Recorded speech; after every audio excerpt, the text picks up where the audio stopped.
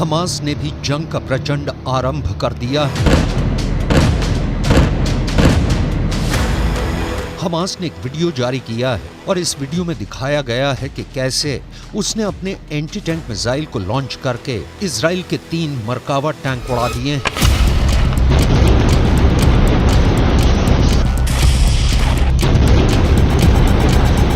वैसे हमास के प्रवक्ता अबू उबैदा ने यह दावा किया है कि 1 नवंबर तक इजराइल की 22 बख्तरबंद गाड़ियां और 5 टैंक उड़ा दिए गए हैं। आखिर गाजा के अंदर इजराइल की फोर्स के रास्ते में कौन कौन चट्टान बनकर खड़ा है?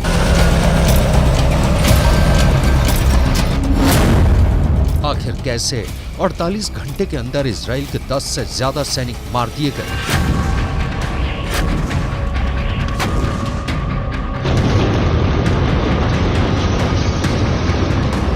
हमास के गुरिल्ला युद्ध की ये पूरी खतरनाक स्ट्रैटेजी हम आपको दिखाने वाले हैं, लेकिन सबसे पहले हमास के ही वीडियो का विश्लेषण करेंगे।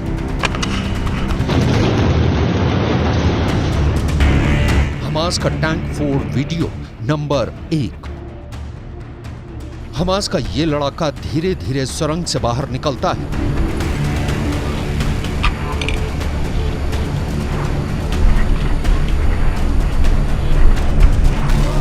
गौर करने वाली बात यह है कि यह सुरंग ऐसी झाड़ियों के पास खुलती है जिनको दूर से देख पाना बहुत मुश्किल है। कुछ सेकंड बाद वो तस्वीर सामने आती है जब सुरंग से हमास का लड़ाका और उसका टैंक फोड़ने वाला हथियार एक ही फ्रेम में एक साथ साफ नजर आते हैं और बहुत ही आराम से बेहद नजदीक मौजूद इजराइल के टैंक को निशाना बनाने में हमास कामयाब हो जाता है।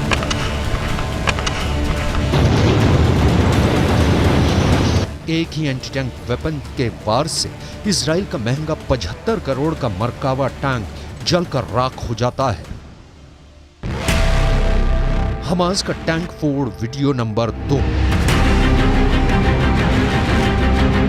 एक झाड़ी और झुरमुट के पास ही सामने की तरफ इजराइल का टैंक नजर आता है। घात लगाकर टैंक पर हमला होता है।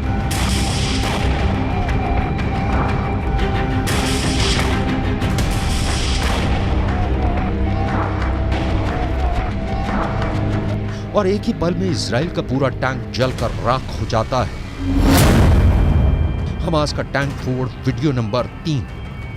इस वीडियो में भी साफ नजर आ रहा है कि इजराइल के टैंक पर निशाना लगाया गया है।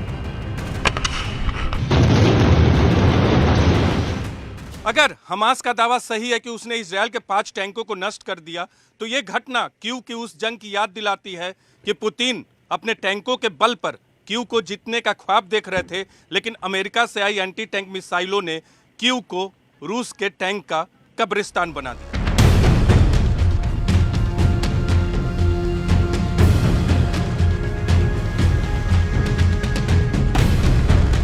फिलहाल हालात ये है कि अब इजराइल को एक बार फिर से ये बात गंभीरतापूर्वक सोचनी पड़ेगी कि आखिर गाजा के अंदर घुसने का उसका फैसला कितना सही था, क्योंकि लंबी घेराबंदी करके भी पहले हमास के संसाधनों को खत्म किया जा सकता था। गाजा पट्टी के अंदर उन्हीं इमारतों का मलबा इजराइल के लिए बड़ी चुनौती बन गया है, जिसे इजराइल की एयरफोर्स ने ही तैयार किया है। गाजा के अंदर मौजूद इमारतों के मलबे से इजराइल की सेना को आगे बढ़ने में मुश्किलें सामने आ रही हैं। इजराइल की सेना बख्तरबंद गाड़ियों और टैंकों के रास्ते गाजा के अंदर आगे बढ़ रही है। एयर कवर के लिए इजराइल एयरफोर्स के ड्रोन और लड़ाकू विमान भी गाजा के आसमान में मंडरा रहे हैं, लेकिन गाजा के अंदर करीब 1,40,000 ध्वस्त इमारतों का मलबा बिखरा हुआ है और ऐसे में गाजा के अंदर टैंकों और बख्तरबंद गाड़ियों को रास्तों पर मलबे की रुकावट झेलनी पड़ रही है।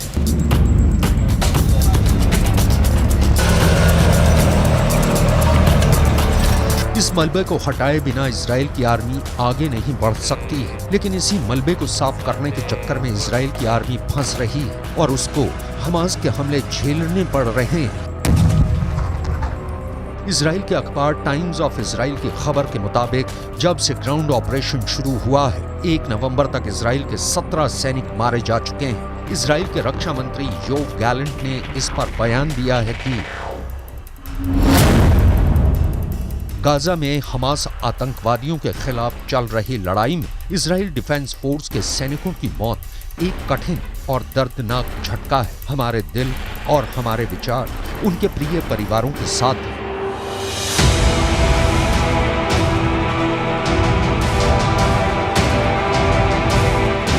इजराइल के प्रधानमंत्री की लोकप्रियता वैसे भी इजराइल के अंदर लगातार घटती जा रही है और ऐसे में इजराइल के सैनिकों की लगातार हो रही मौतें एक ऐसे बोझ की तरह हैं जो दिन प्रतिदिन नेतन्याहू के राजनीतिक करियर का दम निकाल रही हैं। बेन्यामिन नेतन्याहू ने भी इजराइल के सैनिकों की शहादत पर बयान दिया है। אנחנו במלחמה קשה. זאת תהיה גם מלחמה ארוכה. יש לנו בה הישגים חשובים, אבל גם אבדות כואבות. אנחנו יודעים, כל חייל שלנו הוא עולם ומלואו. ואני אומר למשפחות היקרות, עם ישראל כולו איתכם בשעת יגונכם הכבד, הקשה מנשוא. אנחנו מחבקים אתכם מעומק ליבנו. חיילינו נפלו במלחמה שאין צודקת ממנה, המלחמה על הבית. ואני מבטיח לכם ולכל אזרחי ישראל, אנחנו נמשיך עד שנמלא את המשימה. אנחנו נמשיך עד לניצחון.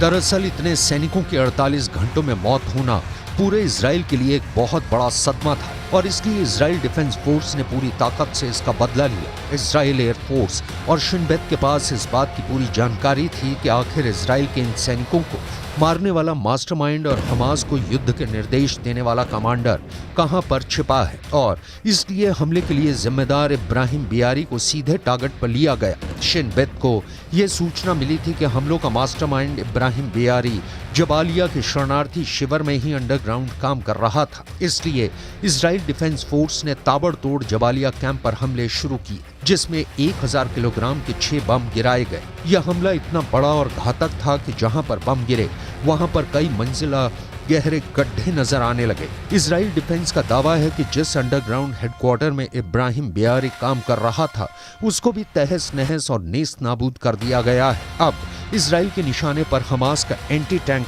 दस्ता है। אנחנו איננו מעוניינים במלחמה נוספת, אבל אנחנו ערוכים בגבול הצפון, כוחות צה"ל ערוכים בהגנה חזקה, חיל האוויר מוכן לכל משימה.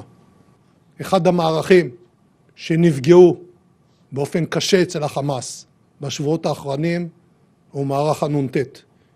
פגענו בחלק ניכר ברוב המפקדים של המערך הזה. חיסלנו אתמול את מפקד מערך הנ"ט של הרצועה, מופיע כאן לפניכם.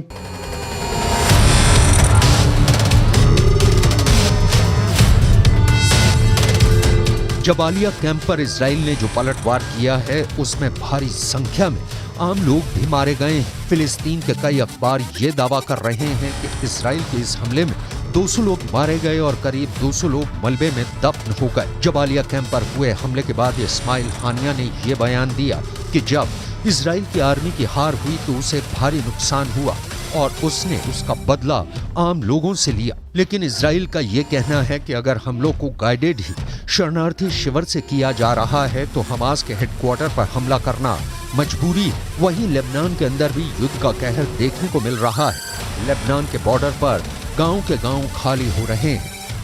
हिजबुल्लाह और इजराइल के युद्ध के बीच अल-मशाब गांव की, इन जैसे क्रिश्चियन गांव की क्या प्लानिंग है वो हम आपको दिखाते हैं। सबसे पहले मैं आपको चर्च दिखाना चाहूँगा। आपको बता दूं कि इस पूरे इलाके में करीब 100% जो आबादी है वो क्रिश्चियन समुदाय की है और अभी आप देखेंगे जो चर्च है पूरी तरह से बंद है। और ये जो आप पूरा गाँव देखेंगे यहाँ पर हर घर में ताला है, कोई आपको यहाँ पर नज़र नहीं आएगा। बहुत ही चंद लोग हैं जो इस इलाके में आपको नज़र आएंगे।